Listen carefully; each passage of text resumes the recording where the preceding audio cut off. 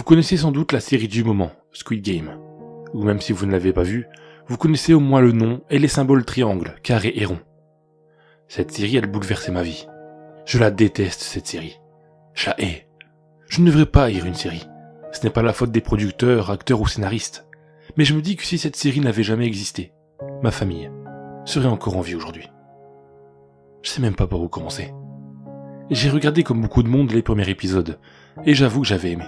Bon, ce n'était pas la série du siècle comme beaucoup le pensent, mais c'était pas mal. Et ensuite, je suis passé à autre chose quoi. Ma famille n'a pas voulu regarder cette série. Ma mère détestait ce genre de conneries. Mon père lui aimait bien, mais regardez ce que ma mère regardait. C'était elle la chef de la télécommande à la maison. Ma sœur, elle, s'en foutait royalement. Elle passait son temps sur TikTok, Snapchat, bref, uniquement sur son téléphone. Et mon petit frère, lui, il était trop petit pour regarder la télé. Il avait 1 an. Je sais même pas pourquoi je vous raconte ça. Donc ma famille ne connaissait pas vraiment cette série. C'est pourquoi elle n'a pas vraiment réagi quand elle a vu cet homme en costume rouge, avec ce masque semblable à celui des gardes dans la série. Sauf que ce n'était pas ni un rond, ni un triangle, ni un carré, mais une croix. Cet homme était là, dans le parc où on se promenait en famille. Il était debout, et il semblait nous regarder.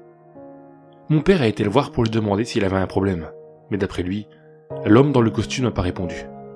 Du coup mon père est revenu vers nous, il nous a dit qu'il devait être un peu dérangé, il nous a fait partir du parc.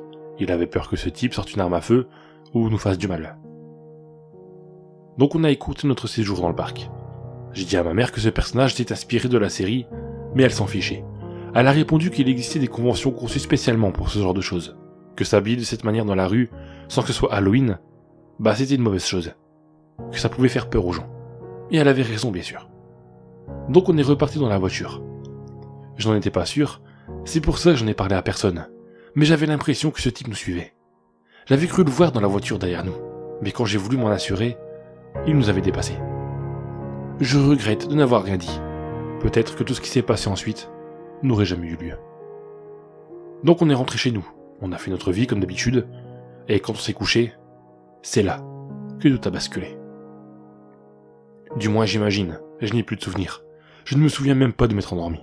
Je me rappelle seulement m'être réveillé dans une sorte de grande pièce sombre, et qui sentait l'humidité. J'étais enchaîné à un mur par une chaîne. J'ai hurlé, j'ai demandé où j'étais, mais je n'ai pas eu de réponse. J'entendais une fille pleurer, et j'ai reconnu les sanglots. C'était ma sœur. Elle était un peu plus loin dans la pièce, mais je ne pouvais pas la voir dans l'obscurité. J'ai appelé son nom, et elle m'a répondu en hurlant. Elle m'a demandé où on était. J'étais tellement désolé de ne pas pouvoir la rassurer. Je lui ai répondu que je ne savais pas, et elle s'est remise à pleurer encore plus fort. J'ai hurlé aussi. J'ai cherché avec mes mains dans le noir, un quelconque objet qui me donnerait un indice qui me dirait où j'étais. Mais à part de la poussière, il n'y avait rien. Ma sœur ne disait plus rien. Elle avait dû voir que ça ne servait à rien de hurler. J'ai essayé de lui parler, mais elle ne répondait plus. Du coup, je n'ai pas insisté. Je l'ai laissé tranquille. C'est au bout de, je dirais 1 heure, peut-être plus, que les lumières sont allumées, des néons bien agressifs, et qu'une porte est ouverte à ma droite. L'homme en costume, celui du parc, il était là. C'est lui qui avait ouvert la porte. Son masque avec la croix me faisait assez peur. Je connaissais la série, et je me disais que si ce malade nous avait enfermés dans cette pièce pour jouer, ça allait être un horrible cauchemar.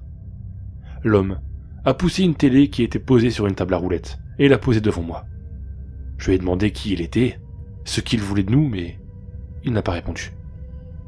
J'ai regardé dans la pièce, mais il n'y avait rien d'autre, pas même ma sœur.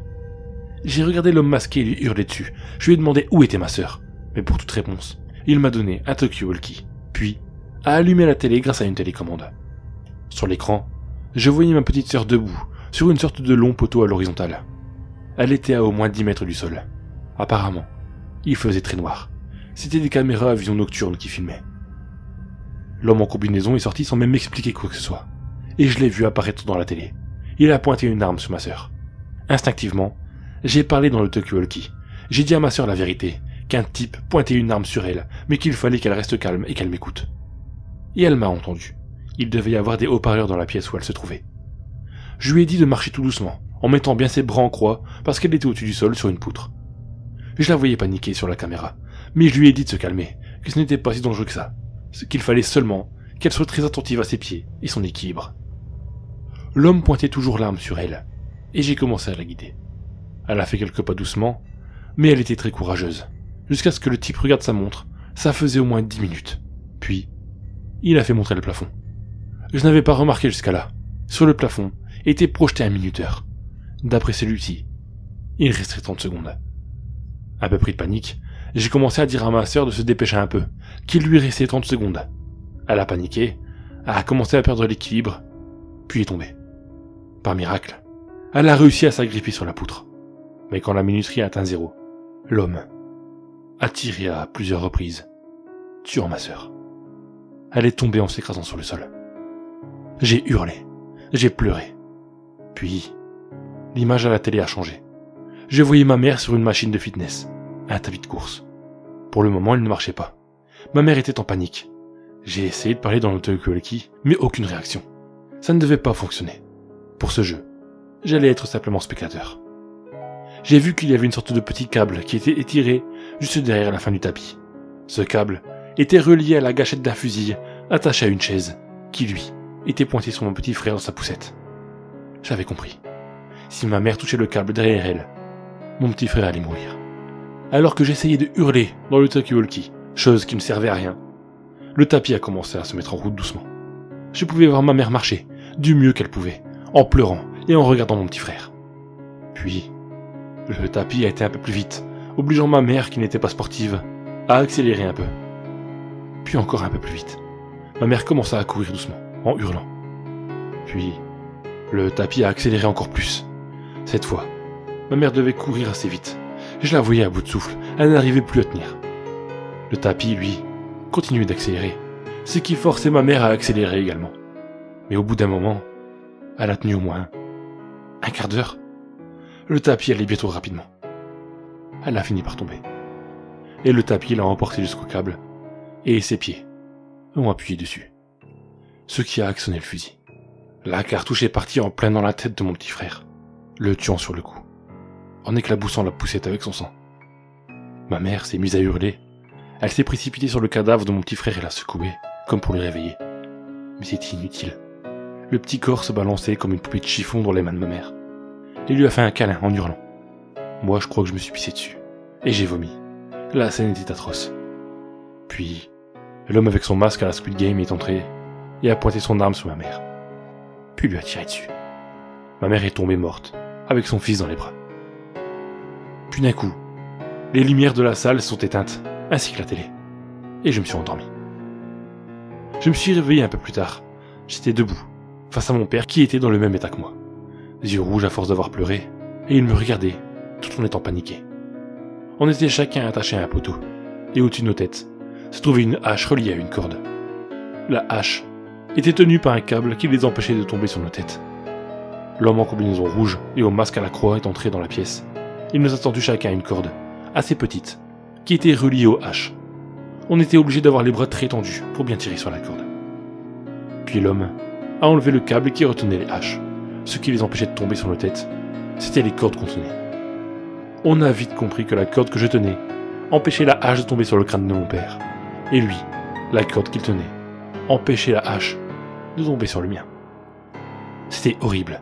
Je voyais mon père lutter de toutes ses forces pour ne pas que la hache tombe sur moi. Et je faisais pareil, mais c'était dur. Mon bras me faisait mal, je pouvais plus. Au bout de ce qui me semblait être des heures, j'ai lâché. Je ne sentais plus mon bras. La hache est tombée sur le crâne de mon père, l'ouvrant en deux. Il est mort sur le coup. Il y avait du sang qui coulait, c'était horrible. Puis l'homme en costume est revenu vers moi. Il m'a mis un chiffon sur la bouche. Et je me suis encore une fois endormi. Et je me suis réveillé ici. Je ne sais pas qui est cet homme. Je ne sais pas pourquoi ni comment il nous a fait ça. Ce que je sais, c'est qu'il a tué toute ma famille. Ce cinglé a massacré toute ma famille. Ma mère, mon père, mon frère, ma sœur. Et pour le peu que je sache, sans aucune raison, juste parce qu'il aimait une série. Je sais même pas pourquoi il n'y a que cet enregistreur dans cette pièce. D'ailleurs, je sais même pas où je suis. Mais ça, je commence à en avoir l'habitude. Je sais pas ce qui va encore m'arriver.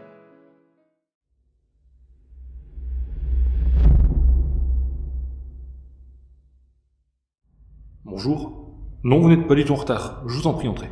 Dites, je vous ai pas déjà vu quelque part, vous? Vous êtes un journaliste connu, je parie. Votre visage m'est vraiment familier. Vous voulez du thé ou du café? Ou vous préférerez qu'on passe directement à l'interview? Je suis désolé, je ne sais pas comment ça se passe. Je n'ai jamais été interviewé. Je me suis tenu à l'écart de la presse après que les enfants aient disparu. Et je n'avais pas besoin d'attirer l'attention. Bien. Je suppose que je vais commencer mon histoire en vous restituant le contexte. Le village de Tirgelwin est assez calme de nos jours. Mais il ne l'était pas tant à l'époque, dans les années 90. Le maire avait reçu une subvention du gouvernement pour la construction d'une nouvelle école qui accueillerait tous les enfants des petites villes et hameaux du coin. J'étais fraîchement diplômé de l'université à l'époque. Je venais juste de finir ma formation d'enseignant. J'étais impatient de commencer mon premier vrai boulot. Alors j'étais ravi qu'on m'offre une place à l'école de Tirkelwin. J'allais enfin pouvoir faire mes preuves, en faisant quelque chose que j'aimais. Les poupées ont changé tout ça. Ce jour-là, un épais brouillard avait recouvert les montagnes et descendait jusqu'à Goldwyn Valley, accompagné d'un léger vent d'hiver. Le bus scolaire était déjà arrivé et les enfants s'étaient mis en rang pour rentrer, grelottant dans leur anorak et leur pullover. J'ai parcouru la liste des élèves et j'ai noté qu'ils étaient tous présents, à part un garçon âgé de 5 ans, appelé Gavin Lewis. Sa photographie, un garçon à qui il manquait plusieurs dents, avec des cheveux couleur paille, me souriait depuis la liste. J'ai tenté de me rassurer en me disant qu'il était normal que des élèves soient absents de temps en temps. J'ai fait rentrer les élèves dans la classe, et en jetant un dernier coup d'œil plein d'espoir dans la rue teintée de blanc de l'autre côté des grilles, j'ai refermé le portail derrière moi. Mes premières leçons se sont bien passées. Une séance de présentation pour permettre aux enfants de s'intégrer et de se faire des amis dès leur premier jour. Puis, je leur ai lu un livre. La chenille qui fait des trous eut un énorme succès, et les enfants sont partis se changer dans les vestiaires pour la gym. Je marchais sans but dans la cour. Il faisait assez froid, et j'étais en train de me demander s'il valait mieux que je garde les enfants à l'intérieur ou non, quand je l'ai entendu, un faible bruit de cliquetis. « Y a quelqu'un » ai-je appelé. Pas de réponse. Mais j'ai suivi le son jusqu'à la source, l'entrée principale, qui menait à la route la plus empruntée de la ville. Clic, clic, clic. Il y avait une petite poupée accrochée aux grilles. Je l'ai fixée pendant un moment. C'était un objet un peu difforme, avec un corps de laine et un visage fait d'une sorte de céramique blanche. Un enchevêtrement de fil jaune vif était attaché à sa taille, sa bouche dévoilant un sourire édenté. Le visage du petit Gavin Lewis m'est revenu à l'esprit, et j'ai décroché la chaîne à laquelle la poupée était pendue. Je me suis senti bizarre en la prenant dans mes mains. Elle était plus lourde qu'elle n'aurait dû l'être, et je pouvais sentir des objets durs sous la laine. Je la ramenai avec moi dans la salle de classe vide pour mieux l'examiner. Il y avait une couture derrière qui semblait délibérément mal finie. J'ai tiré, et la poupée est tombée en morceaux dans mes mains. Des os, petits et propres, se sont répandus sur mon bureau, avec un fracas qui a fait écho aux bruits de pas qui ont résonné derrière la porte. J'ai à peine eu le temps de retirer ma veste pour la poser sur ce désordre avant que la classe ne se remplisse d'enfants excités, prêts à jouer dehors. Mon cœur battait la chamade, et malgré la température hivernale, j'ai remarqué que je transpirais. Qu'est-ce que je venais de trouver ? « Les enfants !» ai-je crié. « On va faire du sport à l'intérieur aujourd'hui, d'accord ?» Ils ont accueilli la nouvelle par un concert de grognements déçus, mais il n'y a pas eu d'objection, et ils sont partis dans le préau. J'ai demandé à un des autres professeurs de garder un œil sur la classe, puis j'ai couru à la salle des profs. J'ai trouvé le numéro de téléphone des parents de Gavin dans le registre scolaire, et j'ai composé le numéro. Pas de réponse. J'ai laissé un message à sa mère en disant que c'était urgent et en lui demandant de me rappeler au plus vite. Puis, je suis parti en parler à la directrice. Je lui ai montré les os et elle a pâli. « Ce sont des os humains ?» a-t-elle demandé. Je lui ai dit que je n'en savais rien, et on a un peu discuté. Puis, on s'est résolu à contacter la police. Le premier officier qui est entré dans la pièce a eu un mouvement de recul. « Seigneur !» a-t-il gémi. Son collègue a pris un des plus gros dans ses mains. « Ce sont des os de poulet !» nous a-t-il dit. Je lui ai demandé s'il en était certain, et il m'a dit qu'il avait grandi dans une ferme et que donc il s'y connaissait bien en ossements d'animaux. « Que fait-on maintenant ?» a demandé la directrice. Il est clair que c'est une menace, ou au mieux, une très mauvaise blague. Les policiers ont ramassé les restes de la poupée et ont pris quelques renseignements sur Gavin. Ils m'ont assuré qu'ils surveilleraient l'école. Ils ont respecté leur parole. Une autre voiture de patrouille s'est garée devant les grilles, en plus de l'autre. Curieusement, le reste de la journée s'est déroulé plutôt normalement. Les enfants avaient remarqué les expressions d'horreur muettes de leur professeur, mais à part une certaine tension dans l'air, tout s'est passé comme prévu. Finalement, la journée s'est terminée et les parents, inconscients des sinistres événements, sont arrivés en masse pour récupérer leurs enfants. Ceux qui restaient ont pris le bus scolaire. On a fait de notre mieux pour s'assurer qu'ils rentreraient tous sans incident, mais on s'est bien gardé de dire à qui que ce soit ce qu'il s'est passé. Nous ne voulions pas provoquer de panique, surtout qu'on ne savait pas vraiment de quoi il retournait. On m'avait dit que la police m'appellerait dans la matinée pour prendre une déclaration et que je devais rentrer chez moi. Le lendemain matin, j'ai vérifié mon téléphone, mais je n'avais rien reçu de la police. Je n'étais pas vraiment surpris. En étant en 98, après l'affaire Stephen Lawrence, la réputation de la police au Royaume-Uni était franchement mauvaise. Un tel oubli était tout à fait possible selon moi. J'ai attendu pendant 1 heure, puis je me suis dit que s'ils avaient désespérément besoin de me joindre, ils pourraient contacter l'école. Je suis arrivé un peu plus tard que d'habitude, en même temps que les enfants qui étaient déposés à l'école par leurs parents. Ça, plus la voiture de patrouille qui était maintenant garée sur le côté, m'ont rassuré pendant un temps. Il m'a fallu 15 minutes pour réaliser que le bus avec le reste des enfants n'était pas arrivé. La cour était presque vide par rapport à la veille. J'ai mis les quelques enfants présents sur un travail d'écriture, et j'ai téléphoné à la société de bus. Non. Ils n'avaient pas eu de nouvelles du conducteur. Ils avaient probablement juste été ralentis par la circulation sur le chemin entre deux villes. Ouais, c'est ça. J'ai soudainement eu envie de vomir. Quelque chose de terrible était arrivé aux enfants. Le poids de la culpabilité m'a alors frappé. J'aurais dû avertir les parents. J'avais besoin d'air. Je suis sorti, et une fois dans la cour, j'ai trébuché. Et puis, je l'ai entendu. Le bruit de cliquetis. Si je devais le comparer à quelque chose, ce serait à une tringle de rideau, se balançant dans le vent. Sans vraiment avoir conscience de ce que je faisais, ma nausée oubliée, je me suis dirigé vers les grilles de l'entrée. Clic, clic, clic. Le long de la barrière, bien alignée, étaient accrochées 32 petites poupées. Pas besoin de regarder la liste des élèves. J'ai toujours eu une bonne mémoire des visages. Les enfants qui me souriaient depuis leur bureau, la veille, étaient à nouveau devant moi, leurs visages figés dans une expression de béatitude. Il y avait quelque chose de différent dans leurs yeux cependant. Peints en détail sur les têtes de céramique, les yeux transmettaient de toute autre émotion. Peur, douleur et angoisse se lisaient dans leur expression. Après ça, tout était un peu flou. Je me rappelle avoir frappé à la vitre de la voiture de police dehors. C'est à ce moment que j'ai vu les poupées à l'intérieur, légèrement plus grandes que celles représentant des enfants, et habillées avec des parfaits petits uniformes de police, aux épaulettes grossières, mais brillantes. J'ai claqué la porte de la salle de classe derrière moi, et sans plus me soucier de si les enfants savaient qu'il se passait quelque chose, j'ai commencé à pleurer. Bordel, qu'est-ce que j'avais fait pour mériter ça? J'ai dû m'évanouir au bout d'un moment, parce que je me suis réveillé sur les poufs de la bibliothèque, avec un médecin qui prenait mon pouls. J'ai voulu parler, mais ma voix n'était qu'un murmure rauque. L'homme m'a assuré que les enfants étaient rentrés chez eux et que l'école était fermée. Plusieurs voitures de police sont arrivées peu après.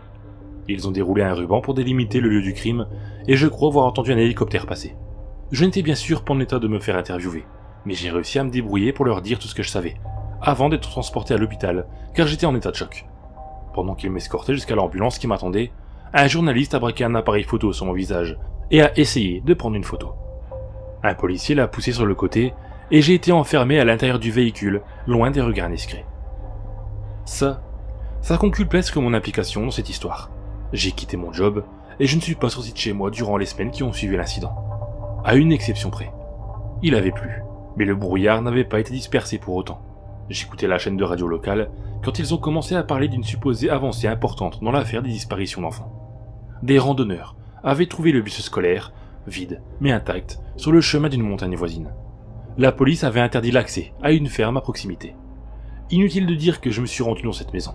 L'endroit était plein de journalistes, et même quand je me suis garé, les équipes de télé se mettaient en place pour le bulletin de midi. Une autre chose que j'ai remarqué était les poulets. 100 au moins, qui erraient en liberté dans la propriété.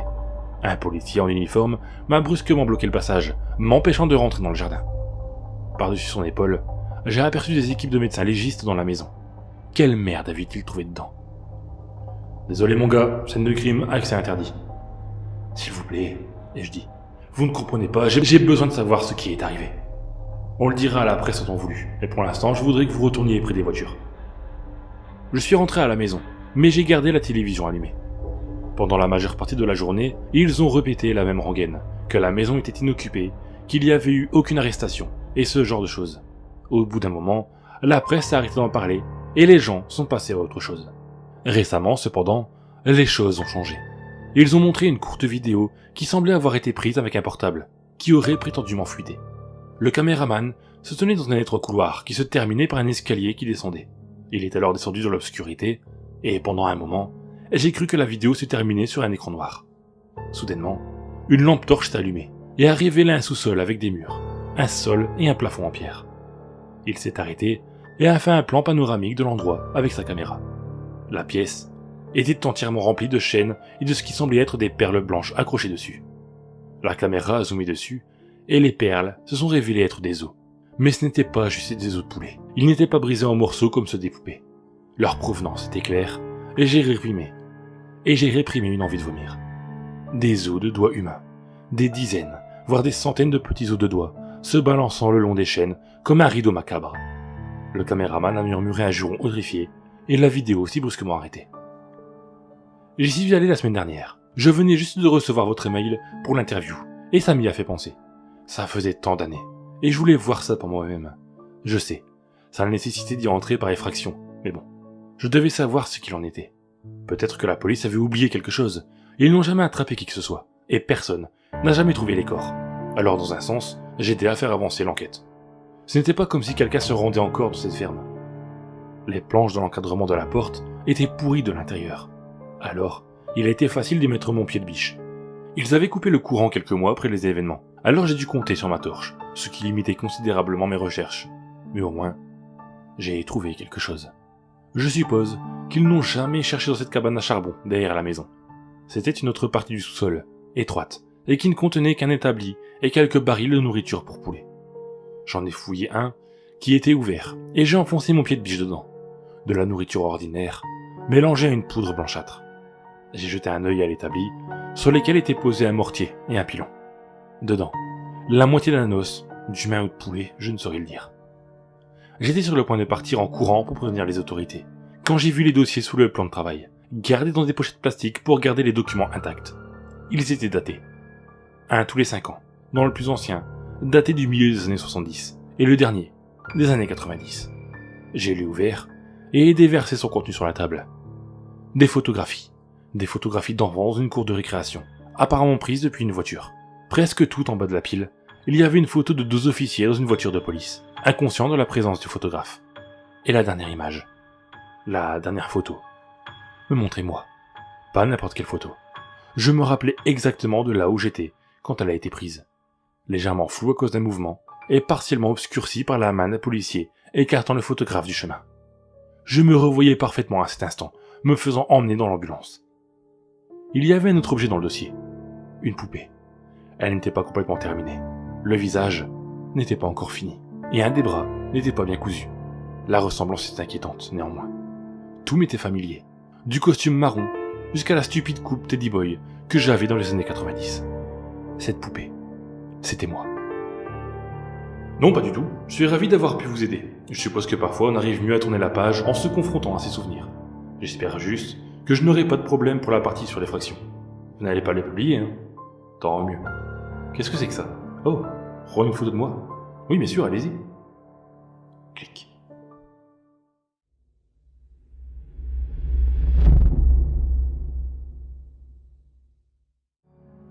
J'ai récemment commandé une 3DS.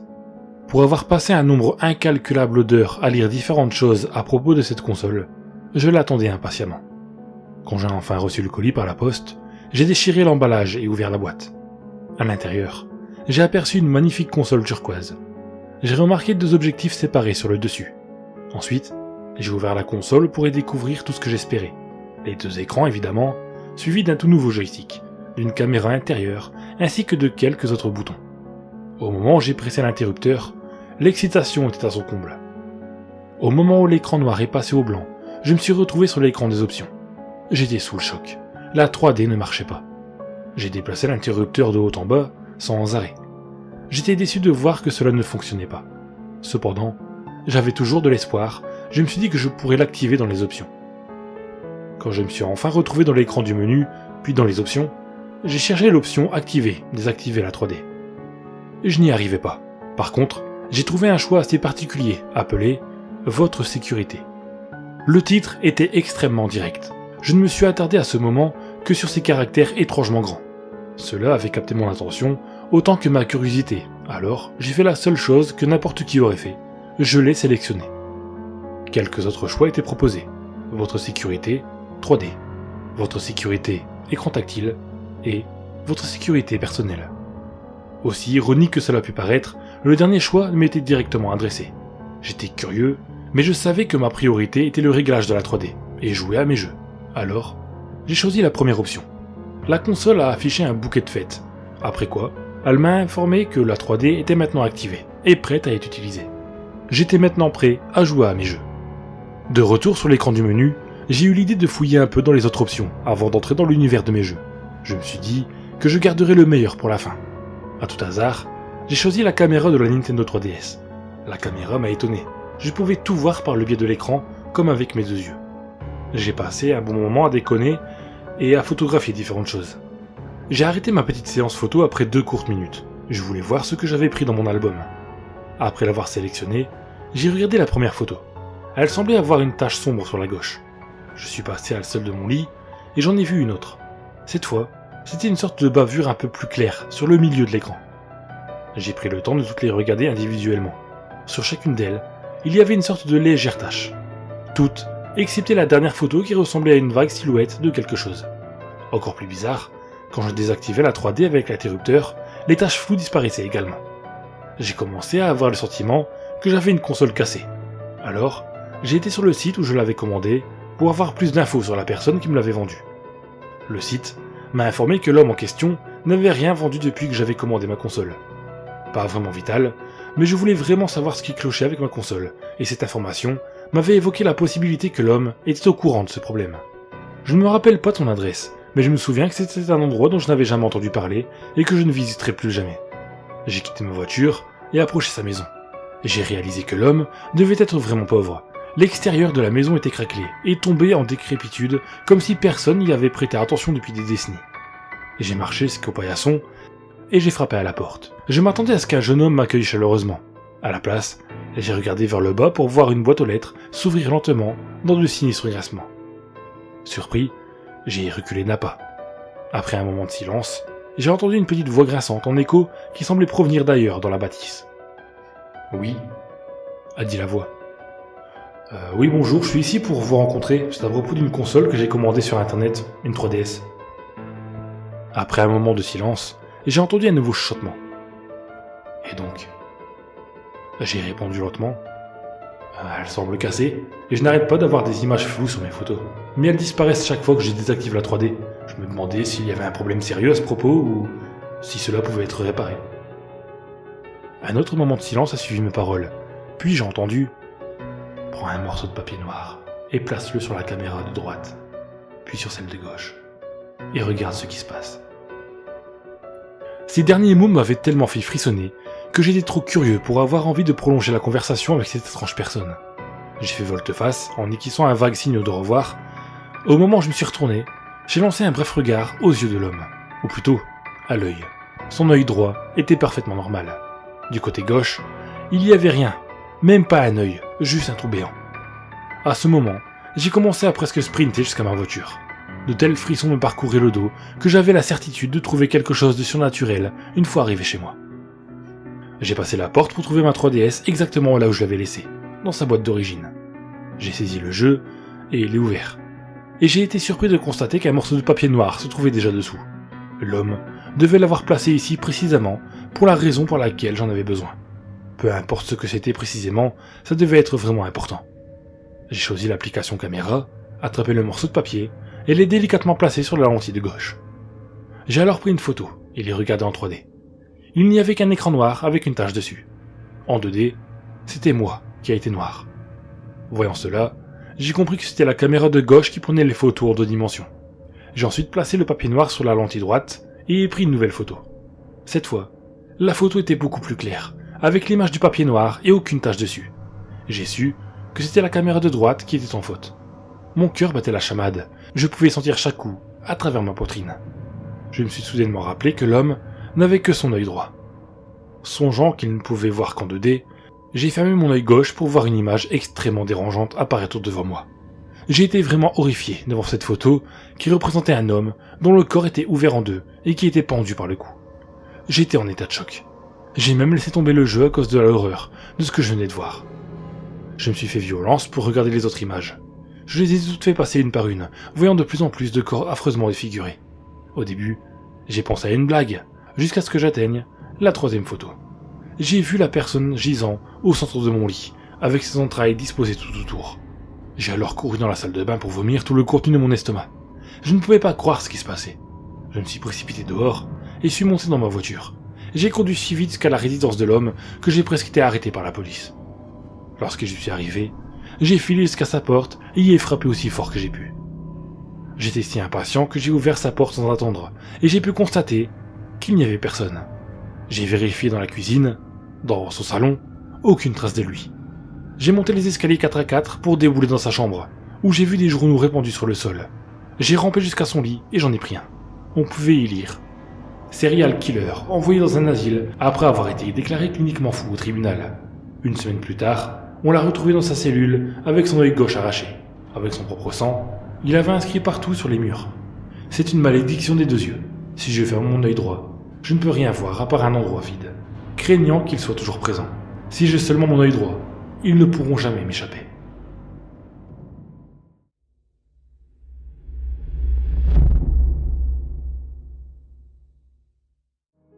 C'était un vieux monsieur de plus de 80 ans, dont le sourire ne quittait jamais vraiment son visage ridé. Il y a quelques jours, il est mort. Je le sais parce que c'est moi qui l'ai découvert. Je travaille comme indépendant depuis mon appartement, et lorsque le livreur de plats préparés vient apporter nos plats respectifs, je lui apporte le sien.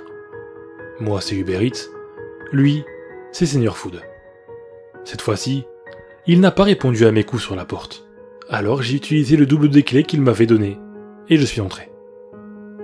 Mon voisin était affalé sur son fauteuil, devant la télévision allumée sur Arte, les yeux clos et la bouche ouverte, pendant sous son propre poids. Une ambulance est venue le chercher, et, le jour même, on m'a informé par téléphone qu'il était mort dans son sommeil, de mort naturelle, une belle mort. Le jour suivant, une jeune femme d'une 50aine d'années est venue sonner à ma porte, et s'est présentée comme étant la fille de mon voisin. En soi, j'ignorais qu'il en eût une, mais pourquoi pas après tout. Elle m'a demandé si j'étais disponible pour l'aider à faire le tri et déménager les affaires de son père ce dimanche. Comme j'étais dans une période assez creuse, je lui ai dit que oui. Elle s'est donc représentée dimanche matin, et nous avons commencé le tri. Les vêtements à donner ou à jeter, le frigo à vider, les papiers à classer, etc. Nous en avons eu pour toute la journée, et avons fini le travail tard le soir. Lorsque ce fut terminé, elle m'a offert une pizza dans un resto pas loin et m'a remercié pour mon aide. Le lendemain matin, elle revenait avec une camionnette pour emporter tous les cartons et les jeter, les vendre ou les donner. Au passage, elle m'a laissé sa carte, m'apprenant ainsi qu'elle tenait une librairie de livres anciens à quelques rues de là. Un vieil homme s'était retiré et tout ce qui faisait de cet appartement le sien avait disparu, le laissant nu et vierge, à l'exception des trous dans les murs qui soutenaient les tableaux. Comme une page blanche sur laquelle on aurait gommé ce qui était écrit avant. Le cycle de la vie urbaine, je présume. Hier, le propriétaire de l'appartement est venu faire visiter le bien, désormais inoccupé, à des potentiels nouveaux locataires, et est ensuite venu sonner chez moi. Une grosse boîte noire en carton dans les bras. La fille de mon voisin avait abandonné un passager dans l'embarquement. N'ayant pas le numéro de cette dernière, il me laissa le soin de la contacter et de lui remettre son bien oublié. Je me suis dit que j'étais vraiment un voisin aimable, et j'ai tenté de la contacter. Je suis tombé sur sa boîte vocale, lui ai laissé un message, et me suis intéressé au contenu du carton. Il s'agissait de livres anciens. Cela paraissait étonnant qu'elle ait oublié un tel contenu. En effet, il s'agissait de beaux ouvrages à la reliure de cuir ou de tissu dont les pages, jaunies par le temps, offraient des savoirs que le temps avait rendus obsolètes. Du moins, c'est ce que je croyais. Le premier de ces ouvrages était dédié aux sciences occultes. Un ramassis de bêtises ésotériques que toute diseuse de bonnes aventures devait avoir dans sa roulotte, me suis-je dit.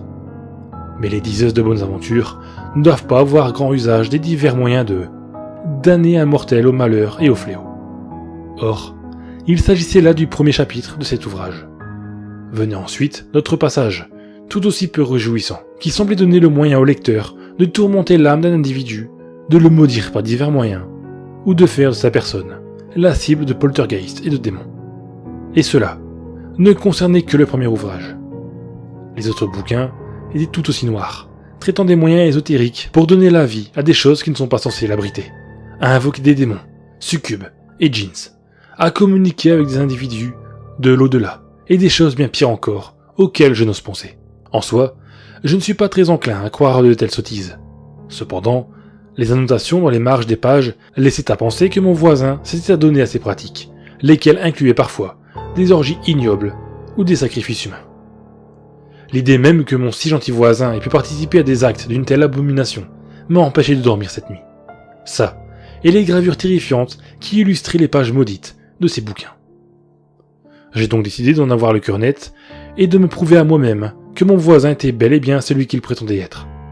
Et j'ai utilisé le double des clés et je suis rentré dans l'appartement. Certains de ces rituels exigeaient que des symboles kabbalistiques et des pentagrammes soient dessinés au mur. Alors, je me suis emparé d'un cutter et j'ai entaillé le papier peint avant de l'arracher. Il n'y avait pas d'annotation en dessous, non. Je crois que ce n'est pas le terme approprié.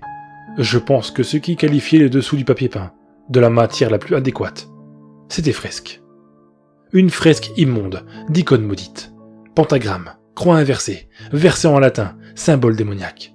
Et il y en avait sur tous les murs, recouverts de papier peint. Sous la moquette, le plancher avait été gravé d'un signe profane et était couvert de taches d'un brun rougeâtre. Le logis de mon voisin n'était pas un appartement. C'était une chapelle pour des messes noires. Un lieu de culte pour d'abominables invocations. J'ignore combien de ces rites avaient été réalisés dans cet appartement, mais il y avait certainement eu de quoi invoquer tout le bestiaire infernal des 3 grandes religions monothéistes. J'ai immédiatement appelé la police et je leur ai fait part de ma découverte. Ils ont quadrillé la zone et ont inspecté les lieux de fond en comble. Je leur ai également donné le nom et l'adresse de la fille de mon voisin. Son nom est inconnu des services de recensement. À l'adresse de sa librairie, il y a un restaurant. Son numéro n'est pas attribué. Ce matin, les flics ont eu fini de récolter tous les indices. Il y aurait de quoi suspecter pas mal de meurtres ou de séances de torture selon eux. Finalement, mon gentil voisin n'était peut-être pas si gentil.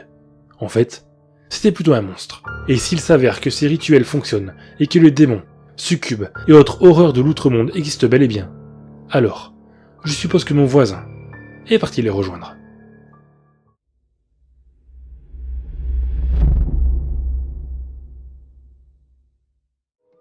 C'était il y a un peu plus de 20 ans.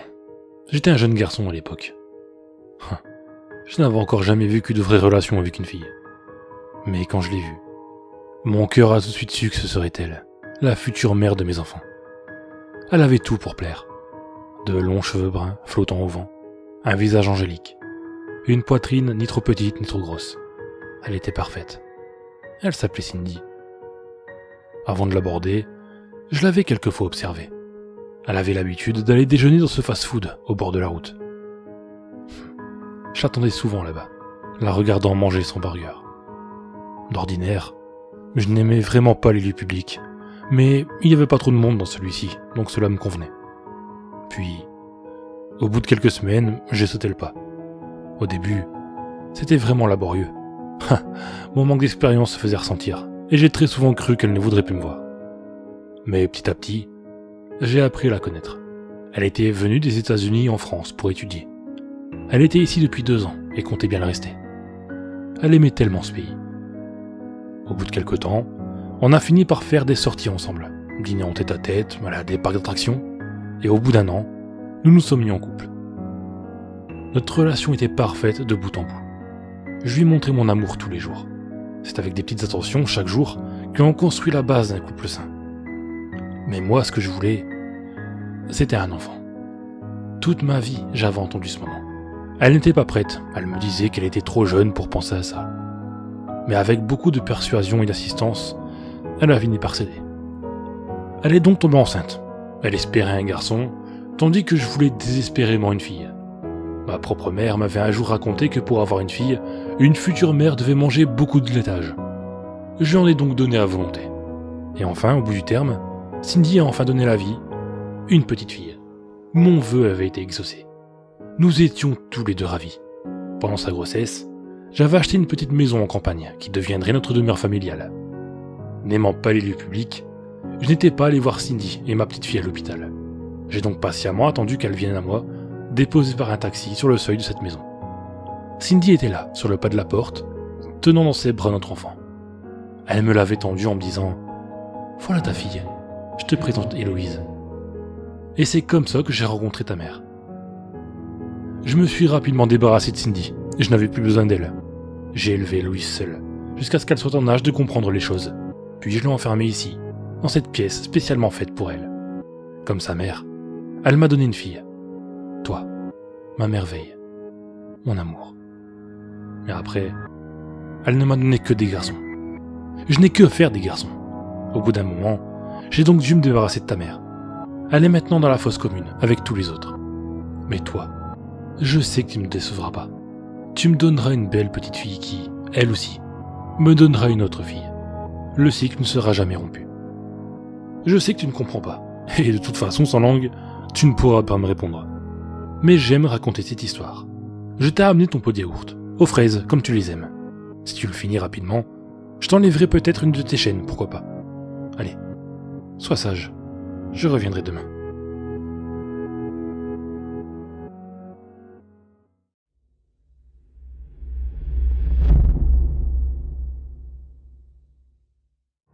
Pendant plusieurs années, j'ai exercé le métier de téléconseiller. J'appelais toute la journée des gens pour essayer de leur vendre des trucs. Je suis sûr que vous avez déjà tous reçu au moins une fois dans votre vie ce genre d'appel. Un opérateur téléphonique, par exemple, qui essaye de vous vendre son forfait mobile. On ne va pas se mentir, ce genre d'appel, on s'en passerait bien. On a tous eu envie, et moi le premier avant de passer de l'autre côté, d'envoyer bouler le mec ou la nana qui essayait de nous refourguer son offre. Bien souvent, la personne à l'autre bout du fil n'a d'ailleurs même pas le temps de terminer sa phrase d'intro, qu'on a déjà raccroché ou qu'on lui a balancé un « ça ne m'intéresse pas, au revoir ». Je ne supportais pas ce genre d'appel. Puis un jour, j'ai eu une offre d'emploi pour devenir ce mec qui appellerait des gens toute la journée. Quand j'ai pris mes premiers appels, je me suis rendu compte de quelque chose. Beaucoup de personnes n'ont pas l'air d'avoir conscience que c'est un être humain qui les appelle. À croire qu'ils nous prennent pour des robots sans âme, sans cœur et incapables d'éprouver des émotions. Je fais ce qu'on me dit, je suis la trame d'appel qu'on me donne. Je ne décide pas de qui je dois ou non appeler. Du coup, je me suis souvent fait remballer, et pas toujours très gentiment. Ce n'est pas le seul côté négatif du métier. C'est répétitif aussi. On rabâche toujours la même chose. Les journées sont souvent longues. Il y a quand même des points positifs. Quand j'ai réussi à vendre un abonnement quelconque à quelqu'un que je ne connaissais pas ni d'Adam ni d'Ève, j'avoue que j'étais envahi d'un sentiment de fierté. Ça n'effaçait pas complètement les désagréments, mais je m'y étais fait à la longue. J'avais pris mes petites habitudes. Et puis un jour, un appel a bouleversé ma vie. C'était il y a environ 1 an. Cet appel m'a terrorisé. J'en ai perdu le sommeil pendant plusieurs semaines. J'avais déjà eu mon lot de bizarreries en plusieurs années, rendu à ma centrale d'appel. Mais là, j'ai flippé grave. À tel point que pour la première fois de ma carrière, j'ai dû prendre un arrêt maladie de plusieurs semaines. J'étais traumatisé. C'était un vendredi. C'était presque la fin de ma journée. Il devait être aux alentours de 19h30. On était en fin de fichier, du coup on avait beaucoup de répondeurs et pas mal d'attentes entre les appels. J'attendais depuis 3 minutes quand une fiche s'est enfin apparue. J'ai commencé comme d'habitude. « Bonjour, Maxime du service commercial. » L'homme à l'autre bout du téléphone m'a coupé en me disant d'arrêter tout de suite. Jusqu'à là, rien d'anormal, ça arrive souvent. J'ai attendu une petite seconde pour écouter ce qu'il avait à me dire. En général, les gens qui disent ça enchaînent en se plaignant soit des appels, soit affirment que cela ne les intéresse pas. Mais lui ne disait rien. J'entendais sa respiration, bruyante. Alors j'ai continué. « Je vous appelle pour... » Tais-toi, Maxime. L'énervement commençait à me gagner. C'était la fin de la journée, et même si j'avais l'habitude des gens irrespectueux, là, ça me tapait sur les nerfs. Il faut savoir qu'en tant que téléconseiller, nous avons des consignes, et notamment celle de ne pas prendre de haut les clients. Et que peu importe ce qu'ils nous disent, nous devons toujours rester polis et courtois. Du coup, même si j'avais envie d'envoyer bouler ce crétin, je me suis contenté d'un « Monsieur, je m'excuse si... » Il m'a coupé à nouveau. T'arrêtes pas de m'appeler, Maxime. J'aime pas ça. C'est un logiciel qui vous appelle automatiquement, monsieur. Vous avez peut-être eu l'un de mes collègues. Non. Je sais que c'est toi qui m'appelles tout le temps, Maxime. Tout en parlant et en l'écoutant, je regardais l'historique des appels. Je commençais à me sentir mal à l'aise. Il avait raison. C'est moi qui l'appelais tout le temps. Dans l'historique, c'était toujours mon nom et je l'avais toujours classé en répondeur. Donc, il n'avait jamais répondu. C'était la première fois. Pour vous, ça ne vous paraît peut-être pas étrange tout ça. Mais je vous assure que ce n'était pas normal que ce soit toujours moi qui tombe sur ce type. Sur une plateforme d'appel, nous sommes plusieurs équipes. Dans la mienne, on était presque une vingtaine. Les appels sont distribués aléatoirement par le logiciel aux téléconseillers qui sont disponibles pour les prendre. Donc logiquement, il n'aurait pas dû y avoir que mon nom dans l'historique. Le logiciel l'avait déjà appelé 8 fois ce mois-ci, et c'était toujours moi qui l'avais eu. Pas une fois, un de mes collègues ne l'avait eu. J'ai essayé de me rassurer en me disant que c'était peut-être le logiciel qui avait un problème. Ça n'aurait pas été la première fois. Le fait que mon nom apparaisse systématiquement, ça devait être un bug. Et puis le mec n'avait aucun moyen de savoir ça. Il voyait toujours le même numéro qu'il appelait. Ça le saoulait. Il ne me visait pas spécialement. Si on vous contacte, c'est parce que... Il m'a de nouveau coupé. Je t'ai dit de te taire, Thomas. Là, j'ai flippé. Maxime, c'est un pseudo que j'utilise parmi plein d'autres. Mon vrai prénom, c'est Thomas. Comment il pouvait savoir ça? Je suis Maxime, monsieur. J'essayais de contrôler ma voix. Je ne voulais pas laisser transparaître mon trouble. Non. Tu es Thomas. Et t'arrêtes pas de m'appeler. J'aime pas ça. Je vais m'assurer que ça n'arrive plus. J'étais pas très sûr de comprendre sa phrase, si c'était bien des menaces qu'il était en train de me faire. Mes yeux étaient rivés sur son nom. J'essayais de me souvenir si je le connaissais de quelque part, si c'était pas une mauvaise blague de la part d'un pote qui aurait reconnu ma voix. Mais j'avais beau chercher, son nom m'était complètement inconnu. Il a continué. Je sais que tu m'appelles d'une centrale d'appel dans le nord de la France. C'était vrai aussi.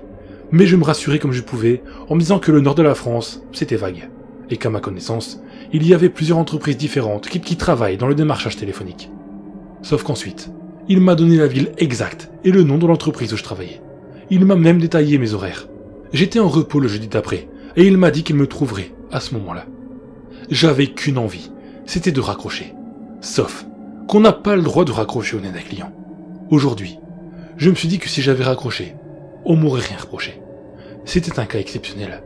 Mais à la place, je suis resté comme un con, les yeux scotchés à l'ordinateur, à continuer de l'écouter. Je vais te passer l'envie d'harceler les gens.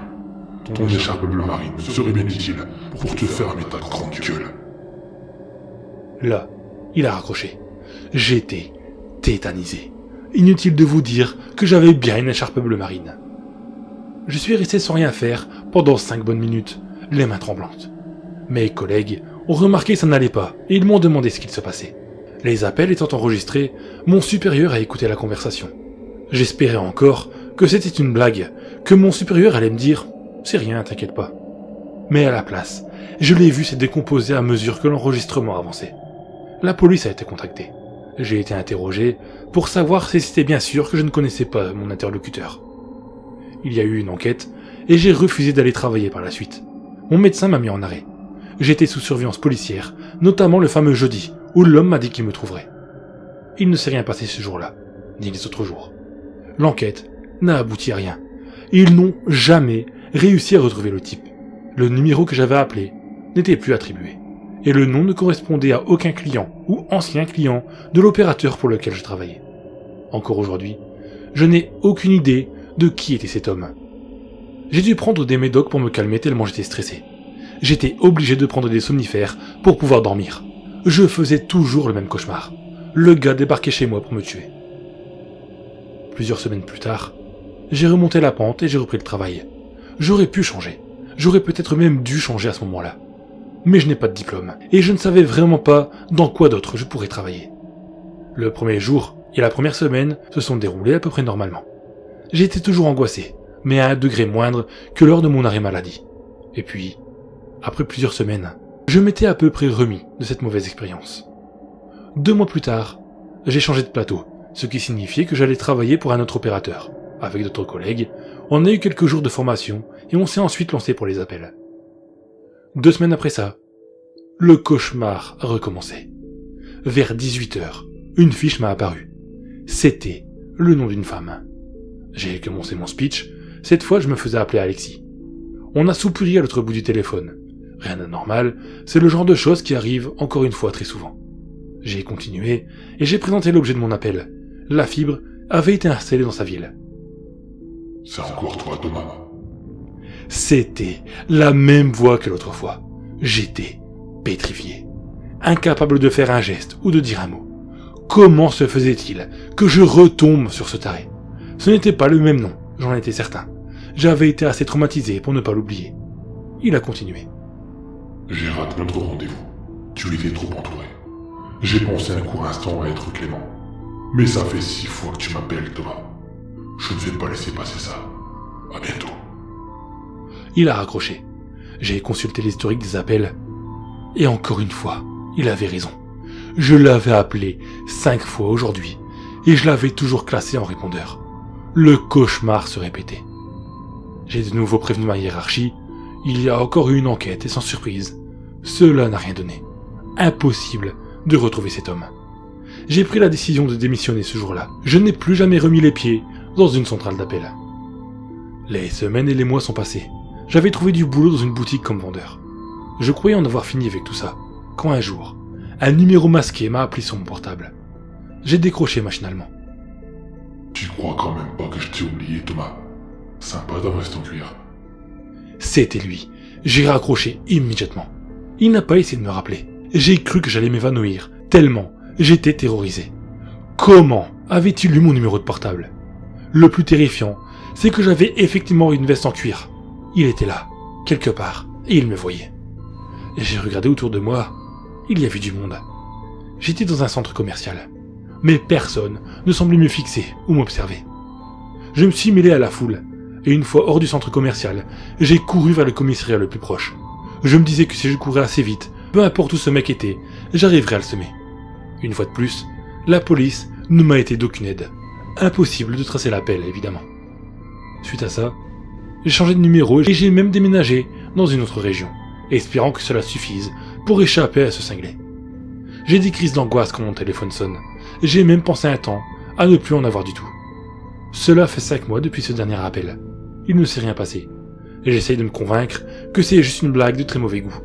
En ayant changé de numéro et déménagé, je me dis qu'il n'y a aucun moyen pour que ce type me retrouve.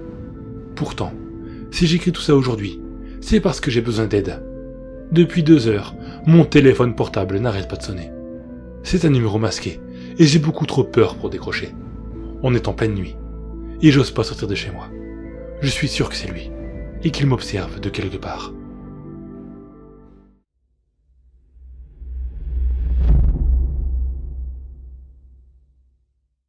C'était un soir comme les autres, pluvieux, morne, écrasant par le poids de sa routine. Je travaillais dans un restaurant, j'assurais le service du soir. C'était le seul établissement qui avait accepté de me prendre, et étant donné mon absence de diplôme et mes expériences professionnelles inexistantes, je n'avais pas le luxe de choisir mes horaires. J'étais à la merci de mon patron. Je venais de finir de ranger, et je m'apprêtais à partir, essayant de me sentir soulagé d'avoir terminé pour la journée, mais n'y arrivant pas. Ce travail était aussi vide de sens et de but que ma vie, et en dehors d'une profonde lassitude, je ne parvenais pas à ressentir quoi que ce soit d'autre. Avec un soupir, j'ai baissé le rideau de fer et verrouillé le cadenas, avant de m'engager dans la rue sinistre et mal éclairée, en direction de la gare. Il était presque 1h du matin, j'avais fini beaucoup plus tard que prévu, à cause de ma collègue, qui nous avait annoncé à la dernière minute qu'elle était malade et qu'elle ne pouvait pas être là. Le dernier train était probablement parti depuis longtemps, mais ça ne m'a pas empêché de me diriger malgré tout vers la gare, dans l'espoir de ne pas avoir à payer un taxi hors de prix avec mes maigres salaires. Perdu dans mes pensées, et je n'avais pas remarqué que j'étais arrivé dans une partie de la rue qui n'était pas éclairée. Prenant soudainement conscience des ténèbres et du silence qui m'entourait, mon cœur s'est accéléré. J'ai serré mon sac contre moi, et me suis hâté dans la rue, l'air humide me collant à la peau et les flaques d'eau m'éclaboussant les mollets. Quand je suis enfin arrivé à la gare, elle était déserte. Il y avait quelque chose d'étrangement inquiétant dans le fait de voir cet immense espace, conçu pour accueillir des centaines de personnes, vide de toute vie. Je crois bien que c'était la première fois que j'avais l'occasion de voir pareil spectacle, et c'était très perturbant. Les allées désertes et les guichets vides donnaient l'impression de se remplir dès que je regardais ailleurs, et dans le silence assourdissant, j'avais l'impression d'entendre un vague brouhaha et du mouvement, rémanence de la vie, qui grouillait entre ces murs en journée. Pas très rassuré, je me suis dirigé vers l'écran d'affichage le plus proche, avant de m'apercevoir, une fois à quelques mètres de lui, qu'il ne fonctionnait pas. C'était l'une des plus grandes gares de la ville, et ces stupides écrans ne fonctionnaient qu'une fois sur 2. J'ai regardé de nouveau autour de moi, cette peur vague et diffuse ne me quittant pas, et j'ai décidé, sans grand espoir, d'aller directement au quai où s'arrêtait mon train habituel. Mais pas résonnait autour de moi, assourdissant dans le silence. À ma grande surprise, une fois arrivé au quai, j'ai vu qu'un train était stationné, et l'écran, qui fonctionnait cette fois, indiquait « Départ imminent ». J'ai jeté un coup d'œil au train, toutes les portières étaient ouvertes, et il n'y avait aucune lumière à l'intérieur. Elles étaient toutes éteintes. C'était sûrement une erreur d'affichage. Ce train n'avait l'air d'aller nulle part. On aurait dit les trains stationnés au terminus pour la nuit. Dubitatif, je me suis tout de même avancé vers l'une des portes pour voir s'il y avait du monde à l'intérieur. J'ai passé la tête dans la voiture. Les sièges avaient l'air vides, mais j'avais du mal à voir à cause de l'obscurité qui régnait.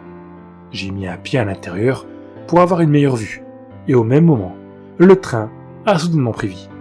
Les lumières sont allumées, le ronronnement du moteur s'est fait entendre, et la sonnerie indiquant la fermeture imminente des portes n'a pas tardé à suivre.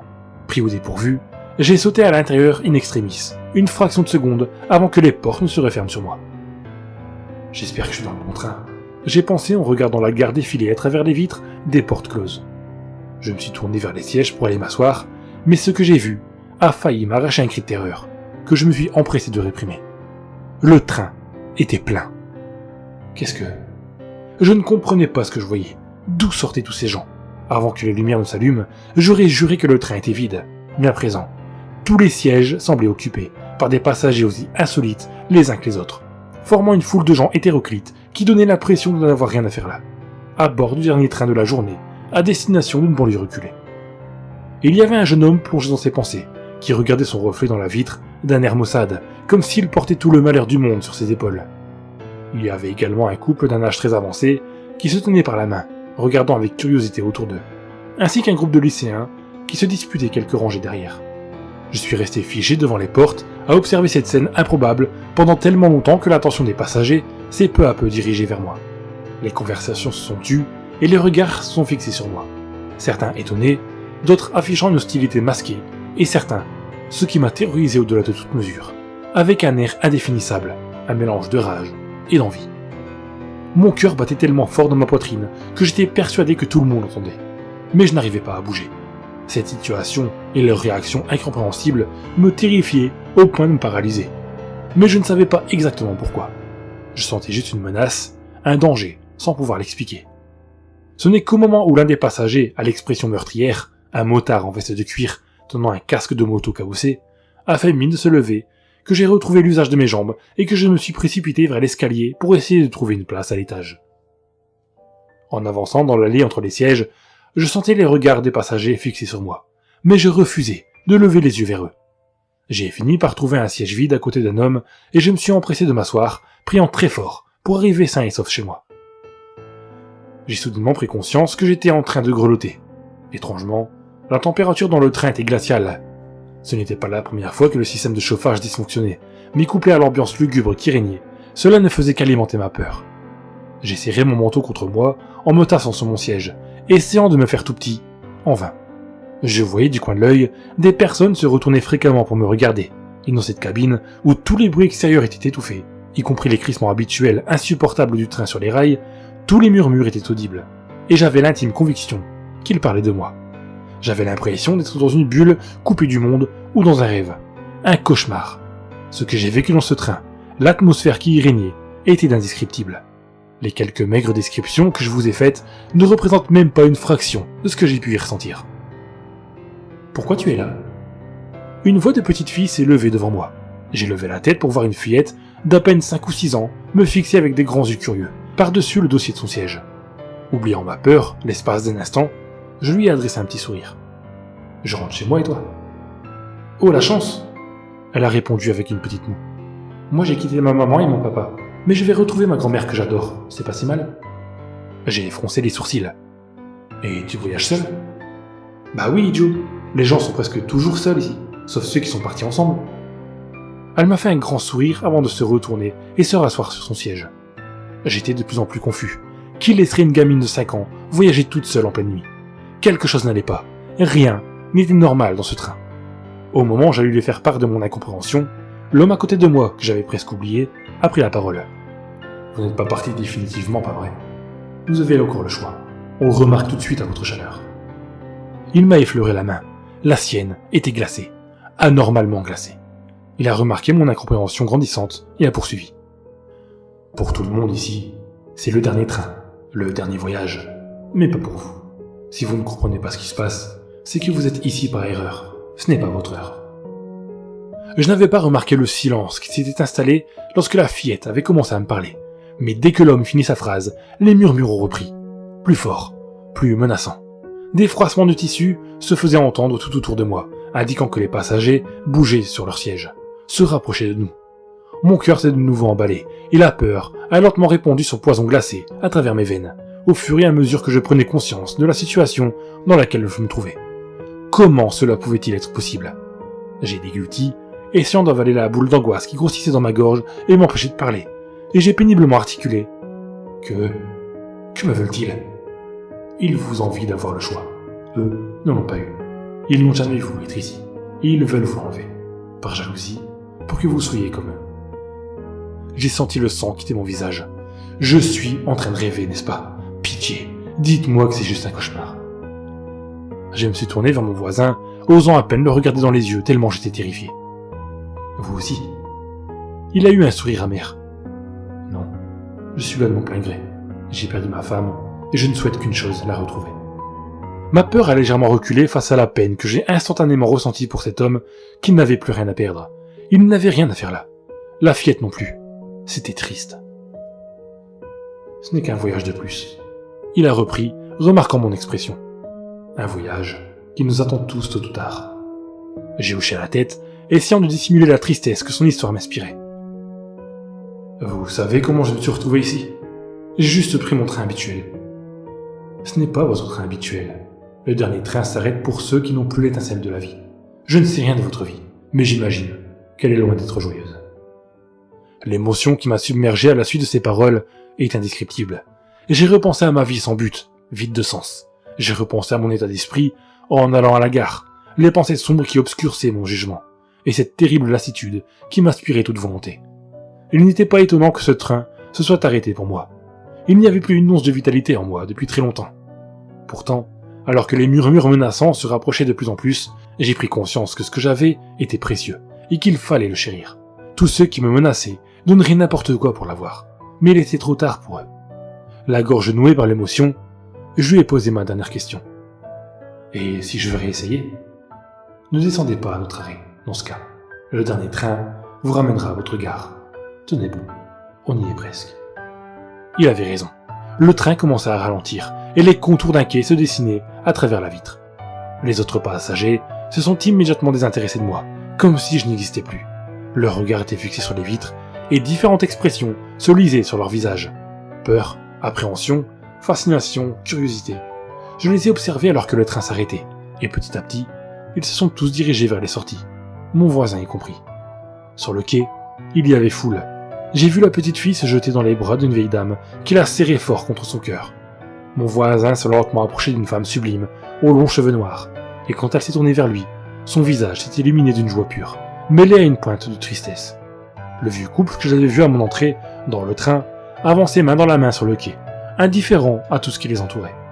Mais d'autres passagers n'avaient personne pour les attendre. J'ai vu le jeune homme maussade se traîner le long du quai, s'effaçant petit à petit à mon regard. Il y a eu beaucoup de larmes, beaucoup de joie et beaucoup de désespoir. Cette scène restera gravée à jamais en moi. Suivant les indications de mes voisins, je n'ai pas bougé de mon siège. J'étais tellement absorbé par ce qui se déroulait sous mes yeux que je n'avais plus conscience de rien, pas même des larmes qui coulaient sur mes joues. Ce n'est qu'en voyant le quai disparaître au loin que j'ai réalisé que le train s'était remis en marche, et comme l'avait prédit mon voisin, il s'est arrêté à ma gare, dans ma banlieue reculée. Je suis descendu sur mon quai si familier, et pourtant si différent à présent. Et j'ai regardé le dernier train, mon train de la deuxième chance, s'éloigner sous la pluie. Je suis resté là un long moment, à regarder les rails, me demandant où étaient les passagers maintenant. Puis, je suis rentré chez moi, déterminé à faire mieux.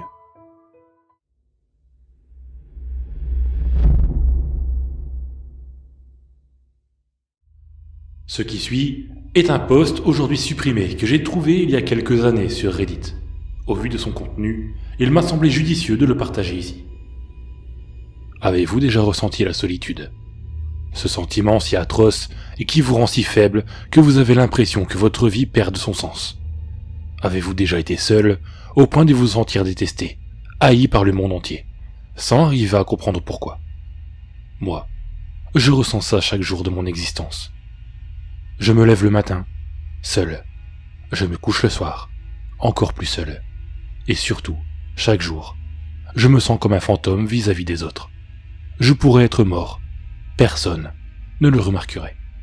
On trouve la vie si fade et sans intérêt, quand on est aussi seul que je le suis. La solitude nous pousse même à être atroces envers les autres.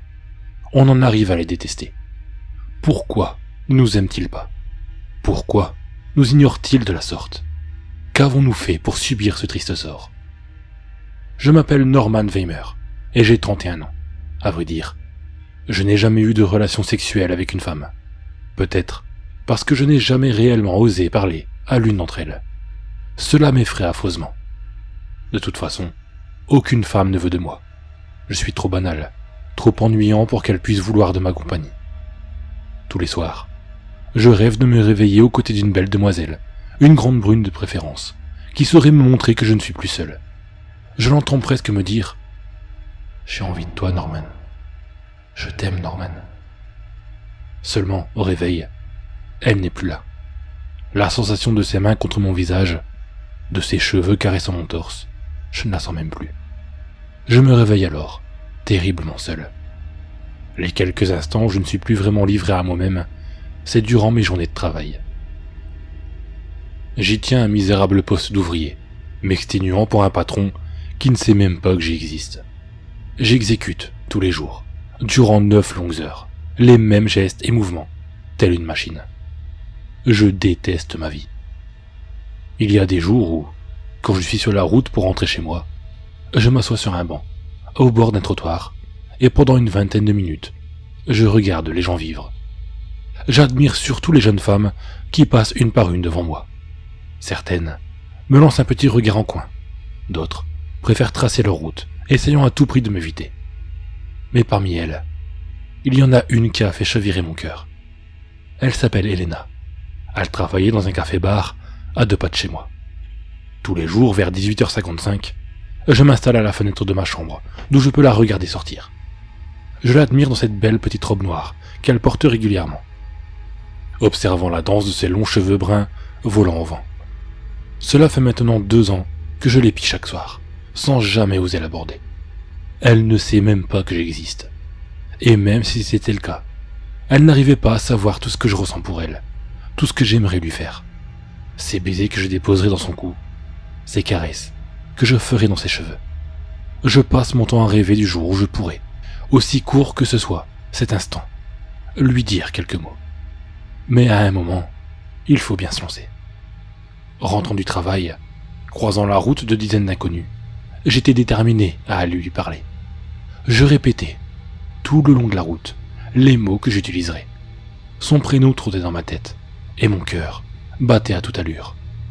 Je ne sentais plus mes jambes, et chaque foulée était une vraie torture. Tous ses pas me rapprochaient d'elle. Je suis arrivé devant son bar à 18h50. 5 petites minutes avant qu'elle n'en sorte. 5 minutes au goût d'éternité. À chaque ouverture de la porte, j'oubliais ma respiration, fébrile. Toutes les silhouettes m'apparaissaient comme la sienne. Je scrutais ma montre, attendant désespérément que la petite aiguille s'arrête sur le 55. À la seconde près, la porte est ouverte, et Elena est sortie. Mon regard a timidement croisé le sien. « À toi de jouer, Norman. »« Bonjour, mademoiselle. »« Qui êtes-vous ?»« Je m'appelle Norman Weimer. Je voulais vous inviter à boire un verre avec moi. » Heureusement, elle ne s'est pas débattue.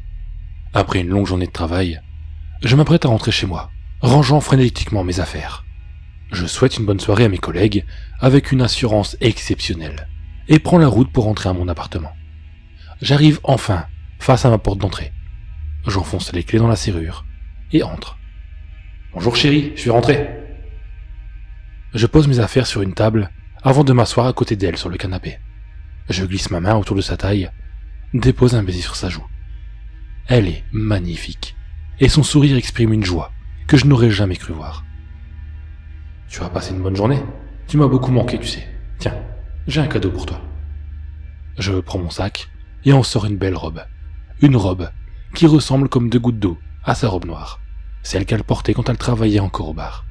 Sa robe est trop tachée pour qu'elle puisse la reporter. Alors j'ai pensé que ça lui ferait plaisir d'en avoir une neuve.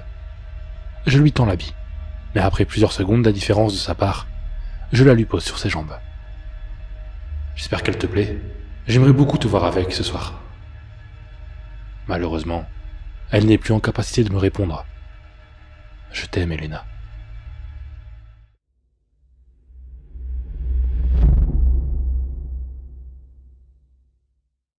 Mon époux et moi nous aimions énormément, mais comme la plupart des couples, nous nous disputions. Nos plus grosses querelles tournaient toujours autour d'un seul et unique sujet, les enfants. J'en voulais absolument, pas lui. Au fil des années, j'avais espéré qu'il finirait par se raviser et par accepter l'idée de fonder une famille. Mais il est resté têtu et n'a pas voulu changer d'avis. Je lui ai rappelé maintes fois que si nous attendions trop longtemps, nous ne pourrions jamais concevoir notre propre progéniture. Mais il ne semblait pas s'en soucier. Je lui ai même suggéré l'adoption, mais il n'a rien voulu entendre. Tu n'es pas digne d'être mère. Disait-il. Ces paroles cruelles sont aujourd'hui gravées dans ma mémoire. Je l'aimais. Pourquoi disait-il une chose pareille ? Je voulais porter un bébé. Je voulais avoir une vie en moi. Un petit bout de lui à l'intérieur de moi. J'aime mon époux. Tu n'es pas digne d'être Mais il n'a mère. pas le droit de m'en empêcher. Personne ne le peut. J'ai jeté mes pilules contraceptives à la poubelle et j'ai saboté ses préservatifs. Alors que je me préparais à le séduire dans une frénétique passion amoureuse, mon mari, qui savait que je cherchais désespérément à avoir une vie en moi, a découvert mon plan Tu es folle. et a rejeté mes avances. Tu es folle. Tu es obsédé. Tu perds la tête. Tu perds la tête. Tu perds la tête. Mon propre époux a dit que j'étais folle, que je devenais obsédée et que je perdais la tête. Je l'aimais tellement. Comment pouvait-il me dire des choses aussi horribles ? Je suis tout de même sa femme. Cette nuit-là, j'ai pleuré. Je n'ai jamais pleuré autant de toute ma vie.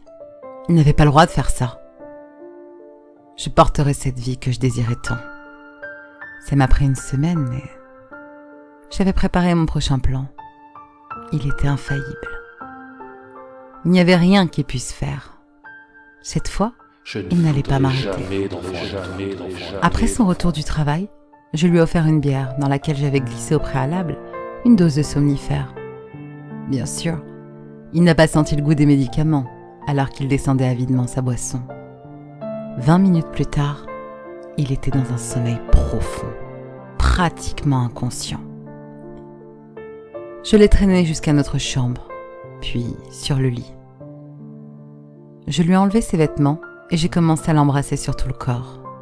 « Tu ne pourras pas m'empêcher de faire ça », lui ai chuchoté à l'oreille alors qu'il restait béatement inconscient de ce qui allait lui arriver. Les heures passaient alors que je m'occupais de lui. Il ne s'est pas réveillé une seule fois de son sommeil forcé. Pas une seule fois il n'a senti mes lèvres chaudes se presser constamment contre sa peau froide. Je profitais de chaque sensation alors que je terminais soigneusement ma tâche. Les draps étaient trempés après mon activité nocturne, mais il ne s'agissait pas de sueur. Les draps étaient trempés de sang, du sang de mon mari. Je me suis assise sur le sol de la chambre, le dos appuyé contre le pied de notre lit. J'ai tendrement passé mes mains sur mon ventre, ravie de la vie que je portais enfin. Cependant, je n'allais pas pouvoir profiter de cette vie en moi pendant 9 mois entiers, comme la plupart des femmes. Mais les quelques jours que j'allais passer avec elle dans mon ventre seront les meilleurs de mon existence. Il n'est pas facile de dévorer un être humain entier en une seule nuit, mais cela en a valu la peine, puisque j'ai enfin une partie de mon mari en moi.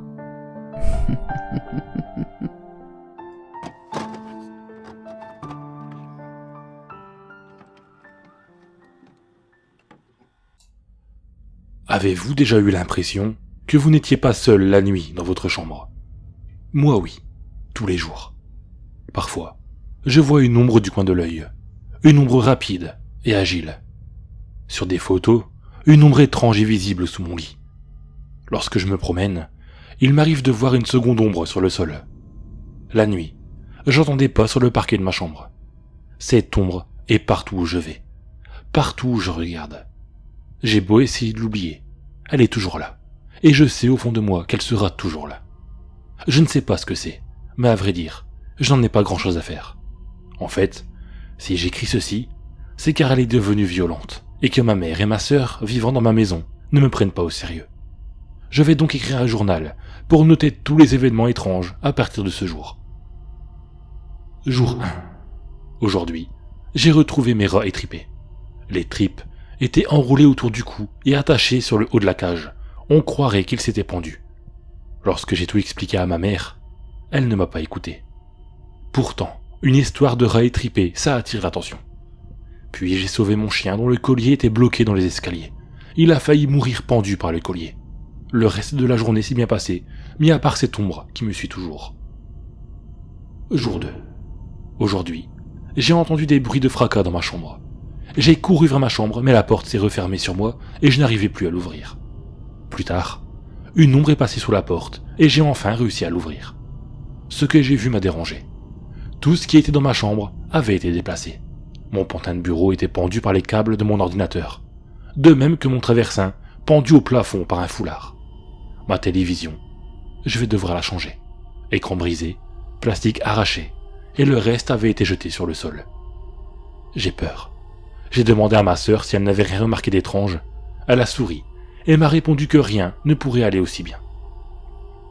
Jour 3. Aujourd'hui fut une journée calme, même si elle n'est pas finie. Mon ombre, ce n'est pas la mienne. Elle paraît plus triste. Une voix résonne dans ma tête. Elle me dit « Complète l'ombre. » Je ne comprends pas. Ma sœur et ma mère sont étranges. Elles ne m'adressent plus la parole et ne sont pas souvent séparées. Jour 4. Aujourd'hui, j'ai entendu des bruits au rez-de-chaussée. Je suis descendu. J'ai vu une corde et un tabouret au milieu de mon salon.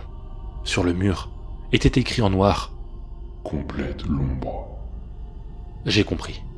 L'ombre de cette corde et de ce tabouret était incomplète. Il y manquait quelqu'un. Peu après, je me suis enfermé dans ma chambre en allumant un maximum de lumière. Et puis, je suis ici en train d'écrire ce qu'il m'arrive. D'ici un quart d'heure, je vais descendre en espérant que tout ait disparu. Soir du jour 4. Rien n'a disparu.